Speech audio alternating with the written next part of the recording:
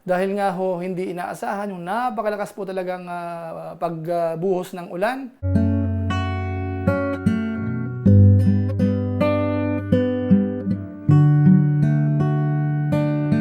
Kaso nga lang po, sino naman ang mag-aakala na aabutin po ng tubig yung Camellia Homes?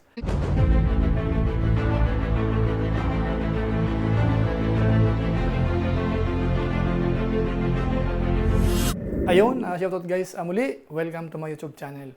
Ito po si Kuya Julay, ang inyong katugang, ang inyong kalingap na muling bumabati po sa inyo ng magandang araw, magandang gabi.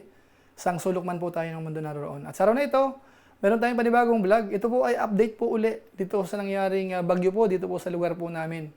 Yung napakalakas na bagyong Christine na kung saan ay nagdulot ho ng matinding pagbaha. At yung bahay ho namin sa may Camellia ho, talagang inabutan po ng baha. So sa pagkakataong pong ito, pag-usapan po natin yan, bibigyan ko po kayo ng update patungkol nga po dito sa bahay ho namin sa Naga. So maya-maya po yan ng konti. Pero bago po yun, konting paalala po si Kuya Julay, baka sakaling meron pa po ditong hindi nakasubscribe sa ating YouTube channel. Ating kalimutan, Julay Paunil. Tapos pakipindot lang po yung notification bell button para lagi po tayong updated sa aking mga video upload. Tapos yung ating Facebook page po, Julay Paunil 2.0, suportahan din po natin, i-follow po natin yun, i-like at saka po i-share yung mga upload po natin dyan. So maraming salamat po sa inyo. At sina Kuya Bal Santos Matubang, Kalingap Rab, at Edna Vlogs Rowell of Malalag, at saka po yung Japper Sniper, mga Lingap partners po, suportahan din po natin. Maraming salamat po sa inyong lahat. Ngayon tuloy na po tayo, pag-usapan na po natin ito pong nangyari po sa amin, yung bahay po namin sa Naga City, sa Camellia Homes, dito po sa Del Rosario, Naga City. Siguro naman, yung karamihan sa atin, alam nyo na may nangyari ho talagang hindi maganda sa may Camellia. Laman po ng mga balita po sa dyaryo, at saka po sa mga post sa social media. Dahil nga ho hindi inaasahan yung napakalakas po talagang pagbuhos ng ulan, kaya ho nagbaha nga po yung lugar po namin. Siguro naman yung iba po sa atin, napanood nyo na po or nakita nyo na yung mga picture ho patungkol po sa may Camellia. Ito ho yung ilan po doon.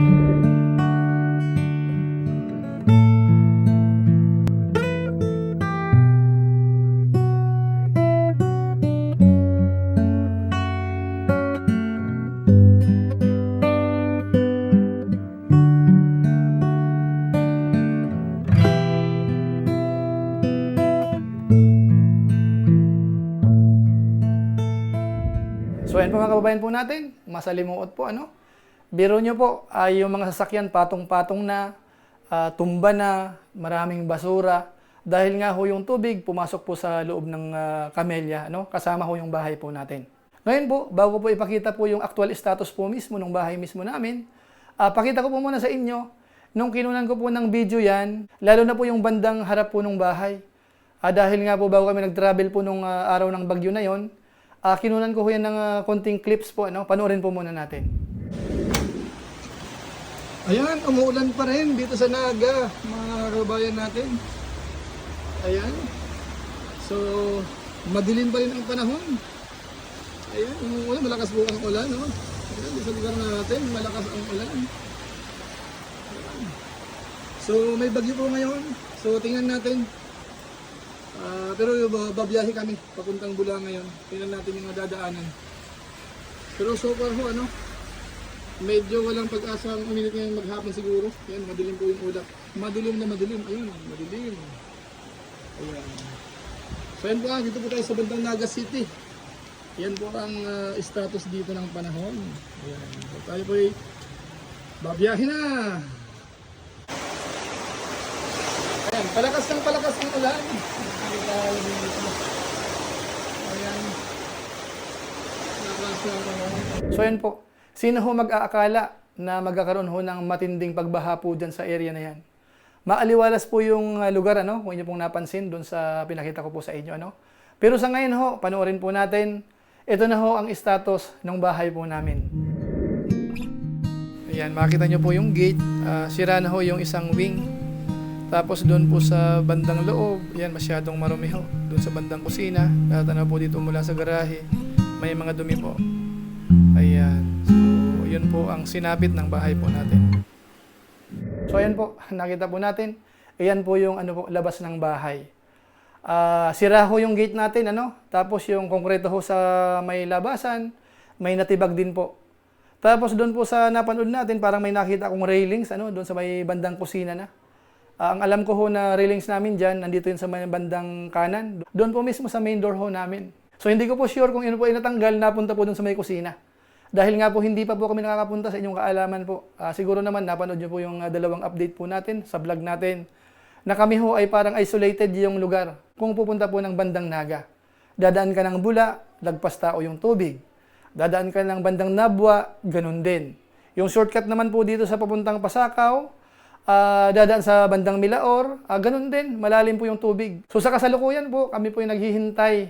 Baka sakaling bukas o kaya sa isang araw, sana ho makalusot na po yung sasakyan po natin para mapuntahan ho natin yung bahay natin sa Camellia, mga kabayan po natin. Dahil po may magagamit po tayo doon. Yung TV ho natin nandun sa bandang baba. Tapos yung isang juicer natin na medyo mamahalin po yon, nandun din po sa bandang baba. Yung bigas natin nasa baba, yung refrigerator natin, washing machine, at saka po mga iba't ibang gamit pa po. Pati yung mga sapatos nandoon. Pati ho yung box na galing sa Qatar, mga kabayan natin, meron pa pong isang box na hindi ko pa po binubuksan. Nandoon po yung salad master natin. Alam naman po natin kung magkano po ang presyo niyan. At ang matindi po, yung po natin, YouTube silver play button ho natin nandoon. Pati yung mga certificate. Iningatan ko po yun, mga kabayan natin doon sa Qatar. Yung certificate, hindi ko po inilabas yon. Dahil sabi ko, pag uwi sa Pilipinas, papaayos natin yan, papalaminate natin. Kaso nga lang ho, nagkulang tayo. Bakit hindi natin dinala muna dito sa bahay, dito sa may bandang Bula? Hinayaan nating inawanan doon. O kaya naman, hindi ko man lang inakyat po doon sa first floor sana. Kaso nga lang po, sino naman ang mag-aakala na aabutin po ng tubig yung Camellia Homes? Ang dami na hong bagyong dumaan ho, hindi ho nagbabaha po dyan. Kaya nga po parang first time po ito, At saka kahit po dito sa lugar po namin, ito na po yung pinakamalalim na tubig. Yung naabot po, siguro puntahan nyo po yung nakaraang vlog po natin. Dalawang vlog po na po patungkol po sa baha. Magkaka-idea po tayo kung gaano po kataas yung tubig baha. Na kung saan ho talaga ay matagal pa naman. Dapat sana 2-3 araw, dapat baba na. Ngayon ho, pang ilang araw na? 3 araw na ba? O mag-aapat na? Pero bumaba po siya pero hindi pa ganun kababa. Kaya nga po naghihintay pa rin po tayo para makapunta po tayo sa bandang Naga City. So yan po ang pinaka-latest update po natin patungkol po sa bahay. Pero siyempre ho tayo nagpapasalamat pa rin po sa Diyos dahil nung nangyari po yun, wala po tayo doon. Kasi kung nandoon tayo o kaya naman yung mga bata, yung pamangkin ko at saka yung bunso natin nandoon, baka mataranta po sila nung tumataas po yung tubig. So at least ho, kung sakali mang masira yung ilang gamit po doon, yung part ng bahay, i-renovate, ay part po yun ng buhay. Kailangan po nating tanggapin. Ano po, ang isipin ho natin, kaya nagkakaroon ng mga ganyang calamity, baka gustong magpaalala po ng Panginoon sa atin. Baka may mga bagay-bagay na dapat mag-assist yung mga tao. Baka nakakalimot na po tayo doon sa may likha po sa atin. So yun lamang po siguro mga kabayan natin, sa pamamagitan po niyan pansamantala. Magpapaalam po muna si Kuya July, pero gaya po ng dati, shoutout lang po muna sa mga sumusunod.